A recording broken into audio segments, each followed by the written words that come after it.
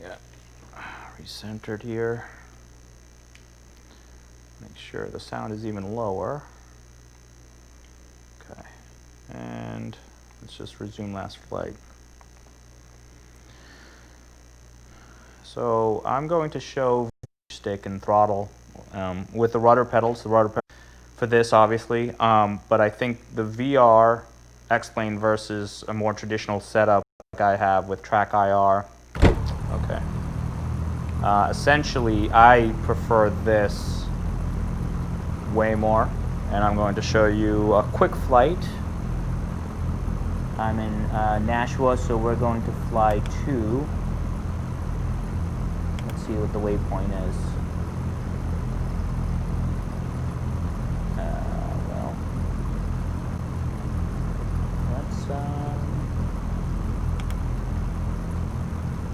Well, let's do Hanscom.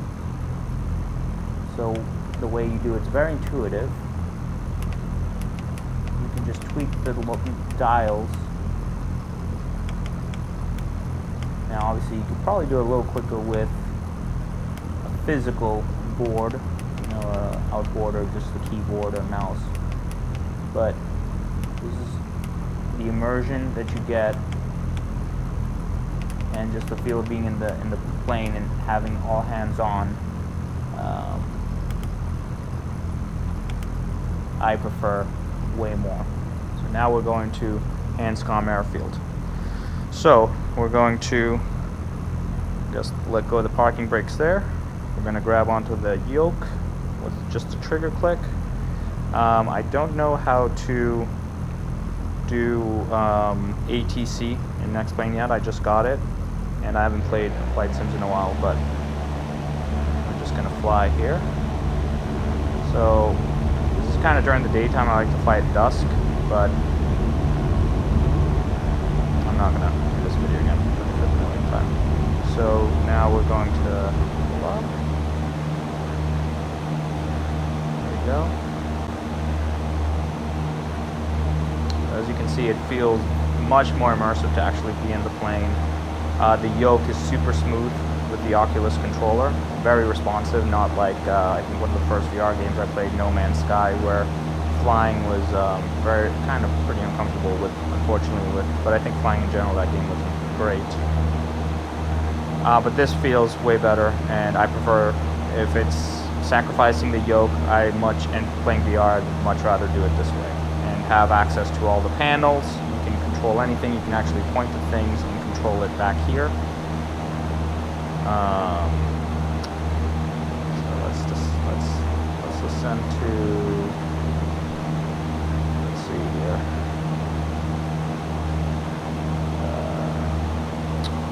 1,500 feet. It's going to be a quick flight, hopefully. So I really like it in dusk, and X-Plane does a really good job with the lighting. But, you know, it's okay. See the traffic down there? I don't even know what time it is right now. The other thing you can do in X-Plane is really cool, this iPad here. So I was worried about, I was downloading apps on, and I'll get to specifically some things of how I got it to work like this on my system. It took a little while. 2,000 feet, huh? Okay, we're gonna start to level off here with the heading. We need to get prescription lenses on this. Oops. And let's turn this heading. There we go. Fix that. Let's get that altitude trimmed. There we go. Okay. So now that so a couple things with this. If you haven't tried X-Plane yet in VR. In VR, you can, and I didn't know this, so I'm a little new to explain. You can get out and you can actually walk around outside, and then you can jump up back in your airplane. So hopefully, you probably want to be on autopilot for that.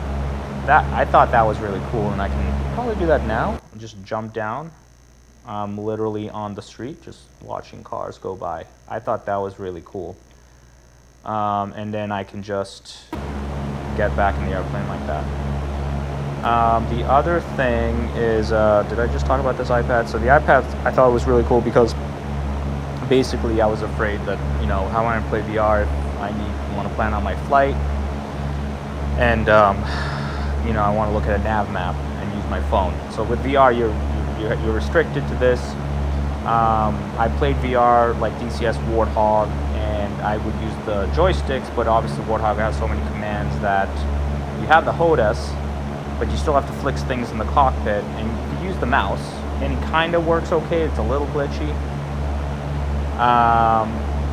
But probably in a fighter simulation combat, you probably want the tactile feel of your HOTAS more than just civilian flight, which half the time is on autopilot. So that's why I think also X-Plane works so well in VR. But the experience in this is so much. I mean, the experience in DCS Warthog was amazing too. So I would like to try to do VR there with the joysticks without the Oculus controls. But the Oculus controllers my point is that it really makes the VR experience, because you can basically control everything. You can control the stick. The way that X-Plane does it is brilliant. How like you just select things with your controller and you can just literally manipulate it right there with your hands. It's just like the real thing. I mean, I'm pretty much grabbing the yoke here, kind of. You know, you can grab it with both your sticks too.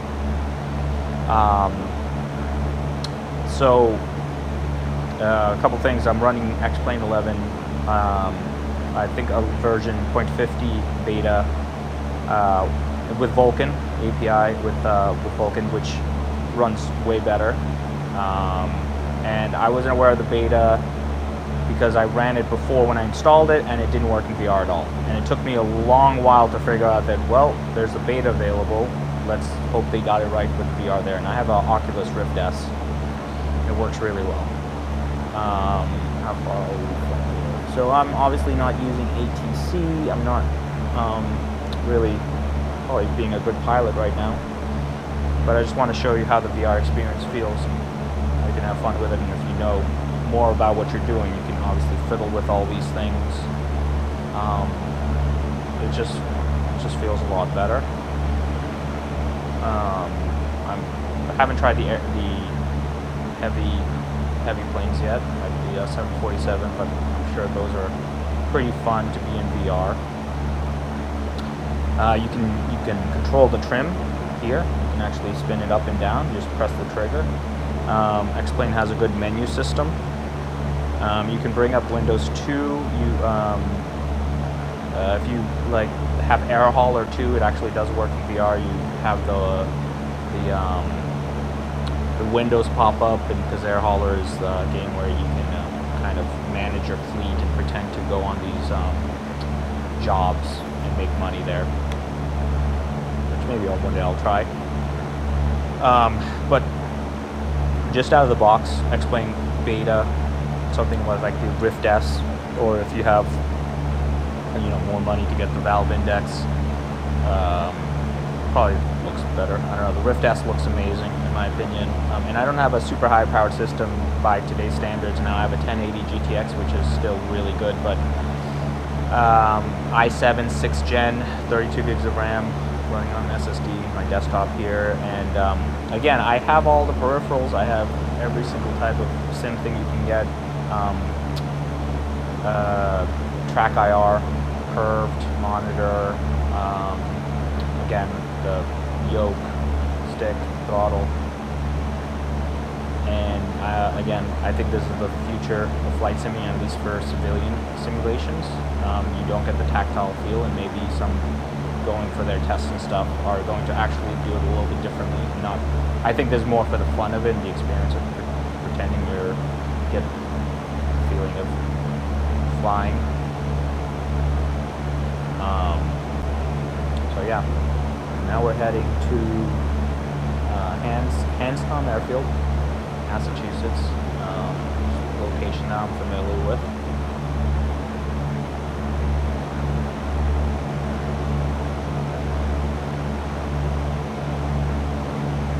I don't know how how Flight Simulator 2020 is going to compete with this. I know it's going to look amazing. I can imagine it's going to require a very hefty system. But the thing about, I mean, I've purchased all the MS flight back in the day, flight, 94, 95, actually well before then too. And then FSX, which I played a lot, and X-Plane 11 does feel feels a lot closer to the real thing. But then I played Flight, MS Flight, which, we paid the money for it, and start descending actually. Turn off the autopilot here.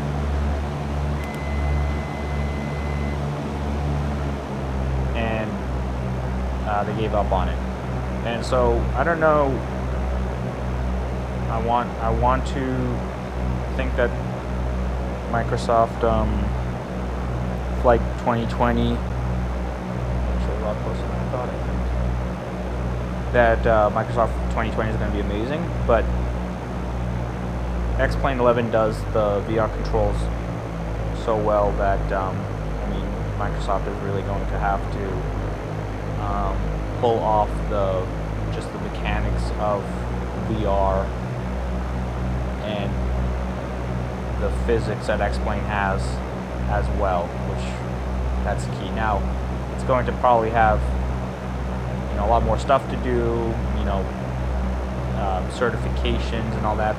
X-Plane 11 lacks in a lot of those types of features. It's very plain. You have to know what you're doing, go in, assume you know how to talk to the ATC. It's not like FSX where it brings up the window and guides you through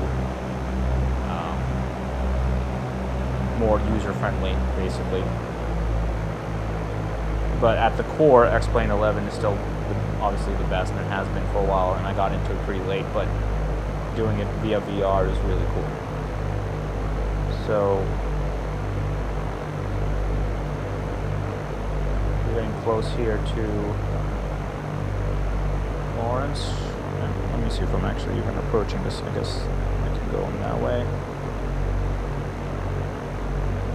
I'm not doing this video to show any actual technical accuracy in flying, just to show you the VR piece.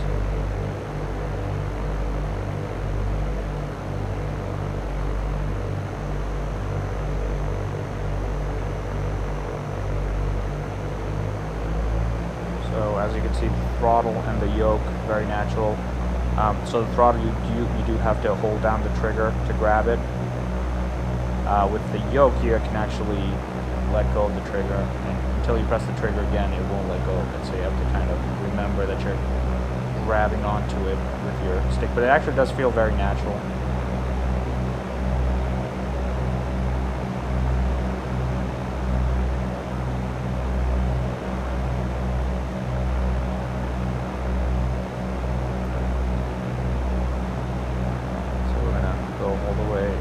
This video after I touch down. Yes, this is the airport over here.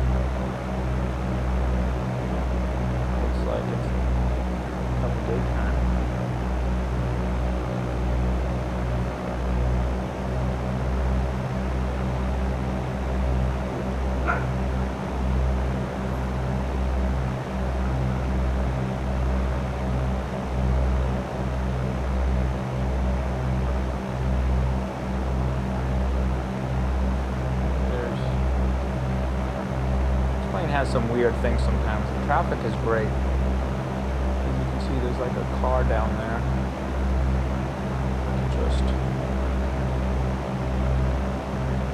Okay, he's just going around in circles there. So it's been a while since I played actually it's been a while, years since I played FSX. This is, say like, let's turn that flaps just a little bit more. There we go. That's a little low. There we go. Pull back on the throttle a little bit more. Apply a little bit of rudder pedals.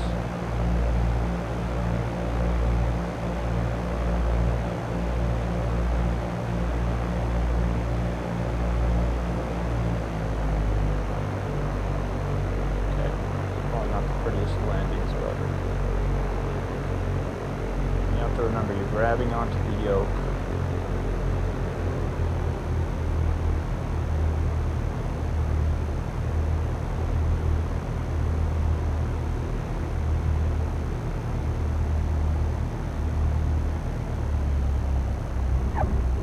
There we go. Okay, let go of the yoke. And we're going to pull into a taxiway. Probably a little too fast for me.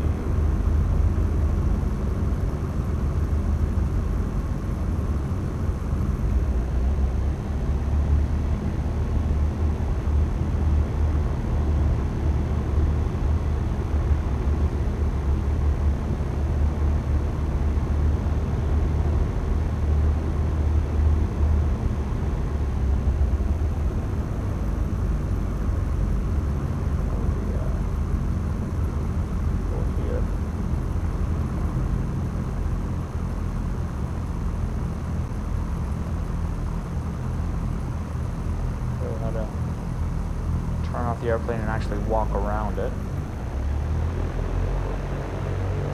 But it will be interesting to see if this replaces the peripherals and all the expensive and fancy setups people are building nowadays for their flight simming. This definitely replaces a lot of pieces for me. Just, you know, VR, and then again rudder pedals. You kind of obviously just get that. Can't really replace that. And so we'll just park here, and then we'll put the parking brakes. Turn off with the key there. You could flick switches, flick them down, flick the avionics, and that's it. So next time maybe I'll show some actual things as I learn more about remembering X-plane and all the actual things about flying, VOR, ATC, all that stuff.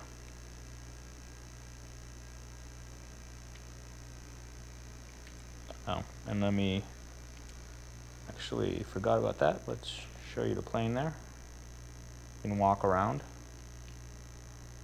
It's pretty cool. Oops. Let's go over. And there is a way I think you can have a co-pilot in VR as well. But there you go.